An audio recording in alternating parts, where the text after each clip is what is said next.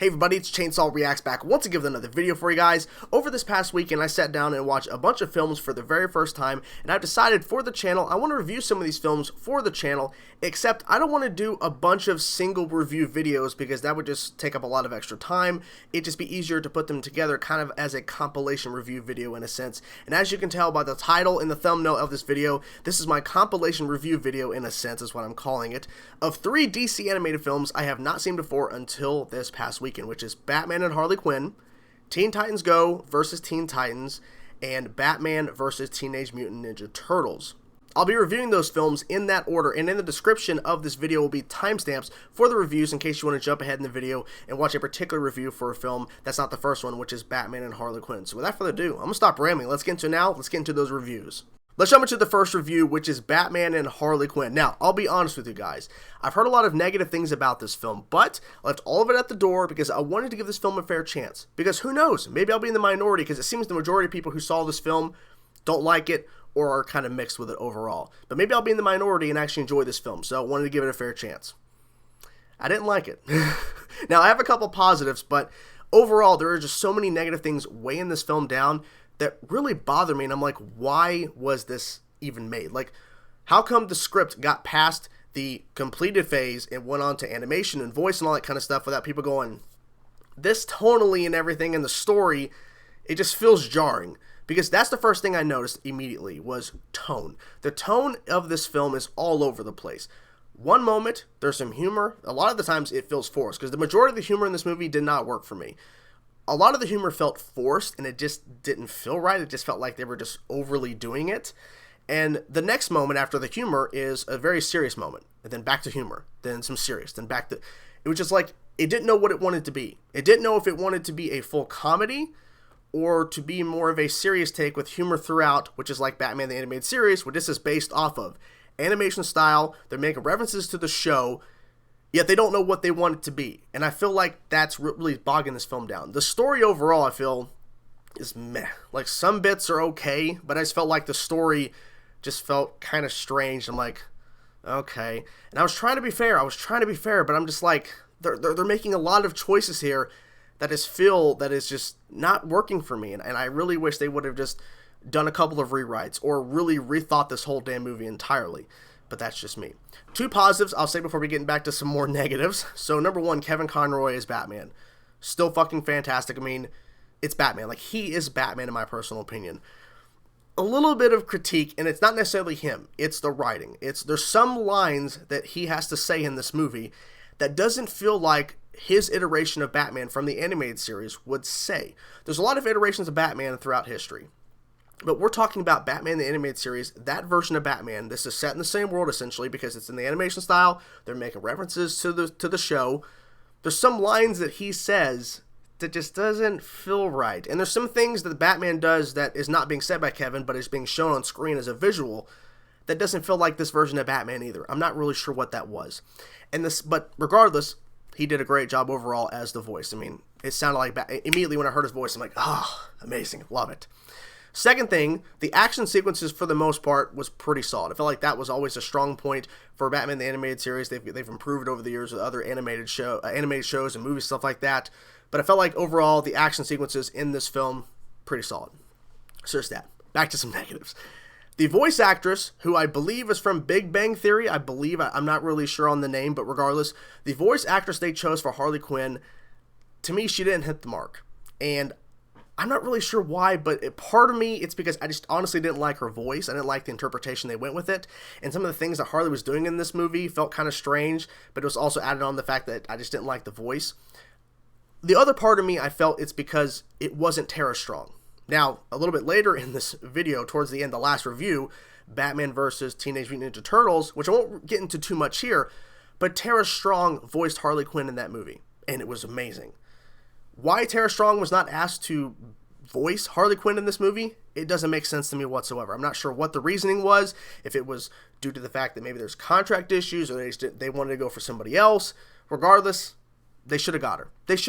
But regardless, I overall did not. Now, Harley as a character in this movie did some okay things, but the voice, I just didn't like the voice. Was not a fan. Was not a fan.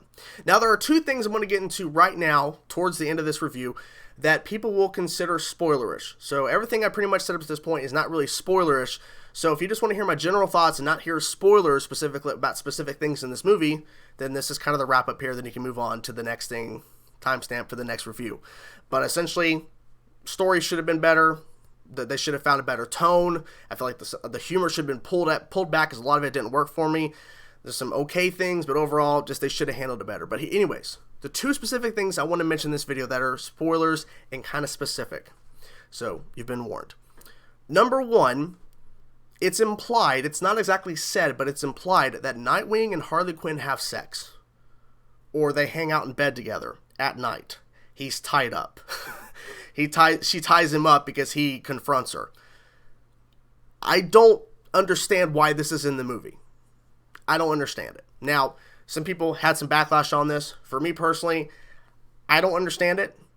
There was no real story reason why Harley Quinn and Nightwing are hooking up. I don't know. There's been a lot of articles about did they actually hook up. It's not exactly said per se that they had sex, but it's heavily implied that something happened, and I'm assuming sex happened. I don't know why they did it. It just doesn't make any sense to me, but regardless, that's just the thing that really kind of bothered me. Like, okay. Second thing. Now, I'm not trying to cause a debate or an argument, because some people might comment and saying this is a criticism that just, I don't agree with your criticism. For me, I don't like it, and I've said this before in live streams. I'm going to mention it here as something I did not like in this movie, and it seems a lot of people agree with me on this. The second thing is Nightwing is searching for Harley Quinn and finds her working at a restaurant. In this restaurant are waitresses dressed up as DC female characters, and they're walking around serving food, and it's essentially what I can consider Hooters in the DC world. Let me explain in case you're confused because you've not seen the movie. But if you have seen the movie, you know what I'm talking about. Harley Quinn is dressed up as Harley Quinn. Harley Quinzel is dressed up as Harley Quinn in a sexy outfit. There's other waitresses dressed up as other characters like Supergirl. I think I even saw Vixen, and there was a Batgirl. Some of the waitresses were dressed up in the actual traditional costume of the DC character. Others were dressed up as sexy versions, and Batgirl was one of them.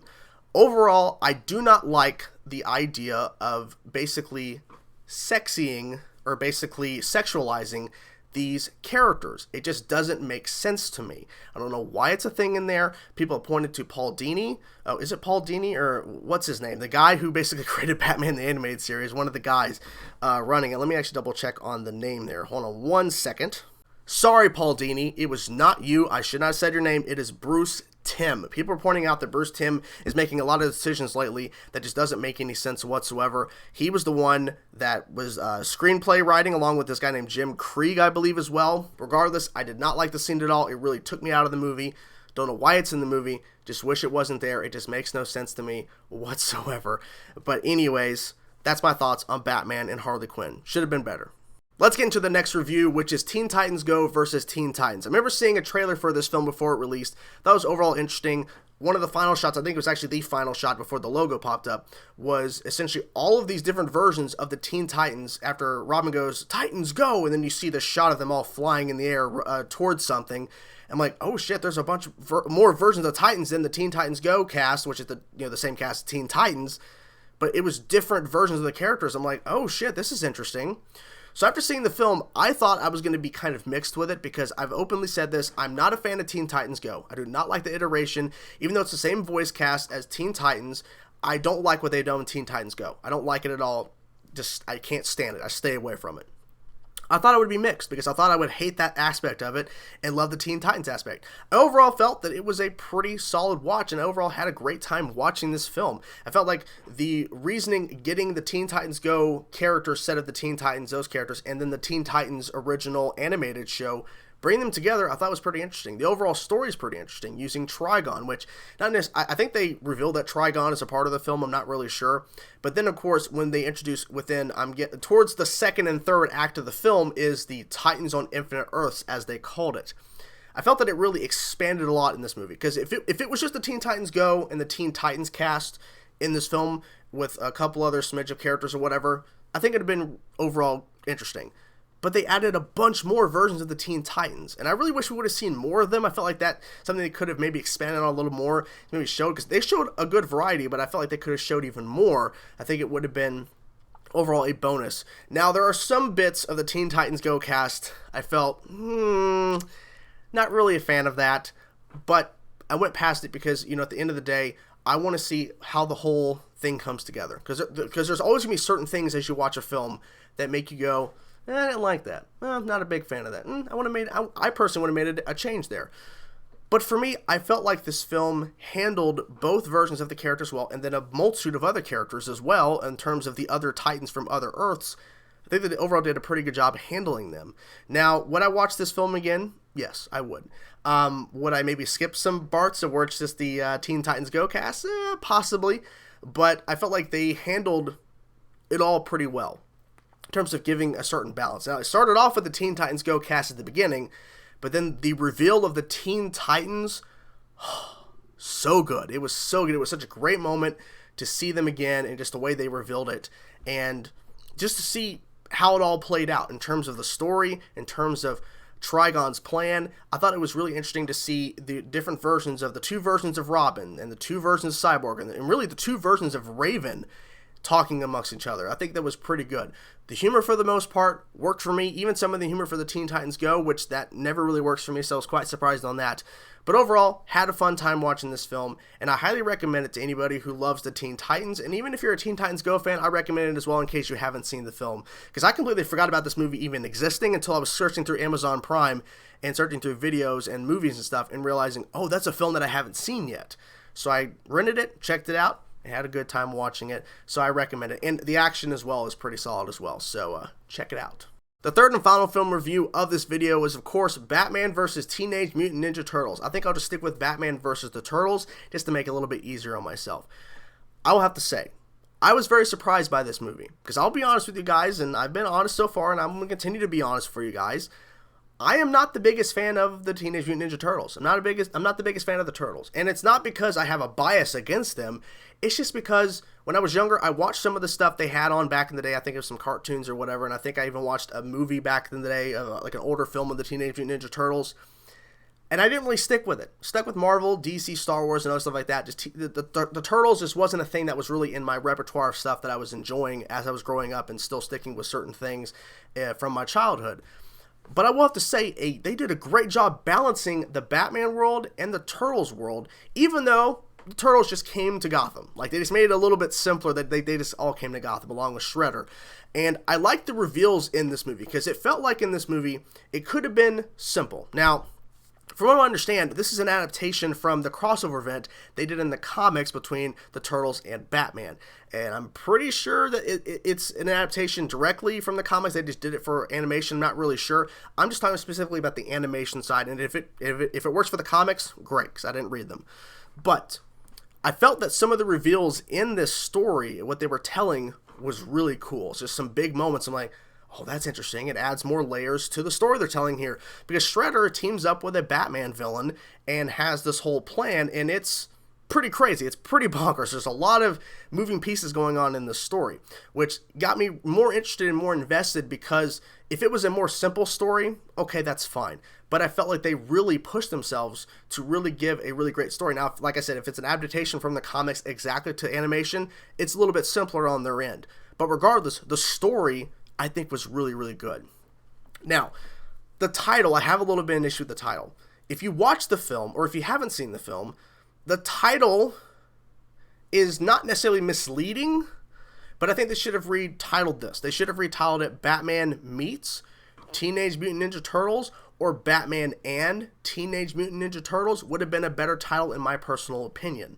Now, I will say one specific spoilerish thing, because, I mean, it's kind of obvious based on the title, but there is a scene between Batman fighting the Turtles. It's awesome. I think it's a great action sequence. The action sequences in this film is freaking great. Like, it's one of the highlights in the movie, in my personal opinion, is the action sequences.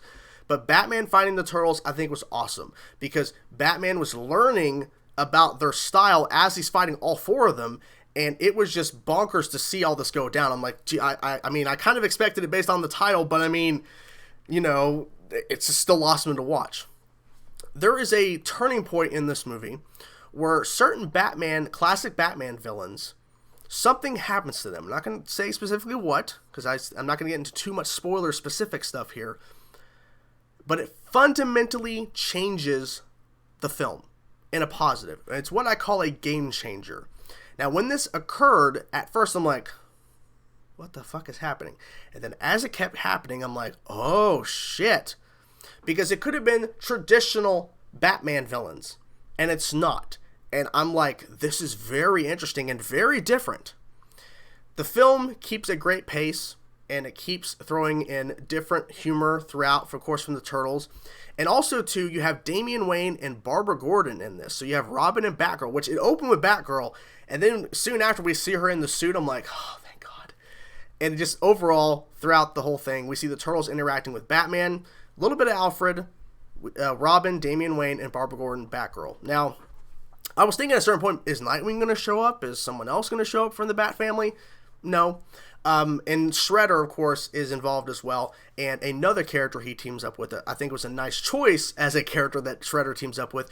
Shredder in the film, overall pretty great as well. There's a sequence, I guess I'll say one more spoiler specific because I think it's really cool.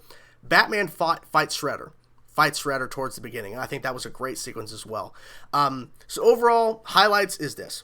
Turtles, I think, was handled well. The mixture of having Batman interacting with the Turtles, and of course with Robin and Batgirl, overall pretty great. The action sequences are definitely some high, top tier, in my personal opinion, action sequences in this film. I really enjoyed watching them, because sometimes action gets to a point where it gets kind of repetitive and kind of bland, and you've seen it. But I felt like they were always finding ways to enhance the action and make it more interesting, and I really appreciated that, because they could have easily went the route of just making it more basic, but they didn't. They kept upping the ante. The game changer to some of the Batman villains, I think was a nice change in a good way, because I think it elevated the film, because it could have easily stayed down here, but it decided to go up here in terms of craziness and going, what the hell is happening? So I gotta commend them for that, because I really enjoyed it. And then overall, I think the voice acting was great, and I enjoyed the film. I'll definitely rewatch this film over Teen Titans Go versus Teen Titans. I'm surprised saying that, because I'm not the biggest fan of the Teenage Mutant Ninja Turtles. I'm not a fan at all of the of Teen Titans Go, but I thought that over Teen Titans I may have checked that. But I think for me, out of the three, this is definitely the one I'll definitely repeat again the soonest over the other two. So what'd you guys think of my reviews for these films, for Batman and Harley Quinn, for Teen Titans Go versus Teen Titans, and now with Batman versus Teenage Mutant Ninja Turtles?